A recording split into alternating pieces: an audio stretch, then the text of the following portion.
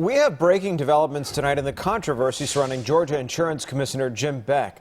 Today, he asked the governor to suspend him from his job while vowing to beat fraud charges. The governor agreed with that request. Now, within hours, Governor Kemp signed an order suspending Beck until his criminal case is settled. Senior Fox 5 I-Team reporter Dale Russell has investigated Beck for over a year now and is here with the latest. Sine, the latest developments come on the heels of that 38-count federal indictment accusing Jim Beck of wire fraud, mail fraud, and money laundering. And while Beck was voluntarily requesting that he be suspended, others are calling for him to resign. I think it's very, very troubling, obviously. The day after Governor Kemp asked Insurance Commissioner Jim Beck to resign due to Beck's fraud indictment, the embattled commissioner has taken decisive action. In this letter, Beck asked Governor Kemp to suspend me from the office of Insurance Commissioner pending the final disposition of my case. Mr. Beck isn't going anywhere. He looks forward to addressing these charges in court. Yesterday, Beck pleaded not guilty in federal court to the 38-count mail fraud, wire fraud, and money laundering indictment.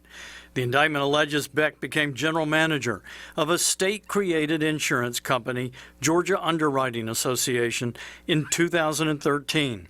The indictment charges Beck then set up dummy companies with friends and fraudulently billed GUA more than $2 million. He's alleged to have perpetrated a fraud for 5 years involving his closest associates and his family members. We've denied the charges. Beck's letter echoed the sentiment expressed by his attorney Bill Thomas yesterday after the bond hearing, claiming that Beck was not guilty. Beck wrote the governor saying, "I am in fact innocent of these charges." Beck writes about his concerns that defending himself in court will take up too much of his time. He wrote that his voluntary suspension will end following my acquittal of these charges.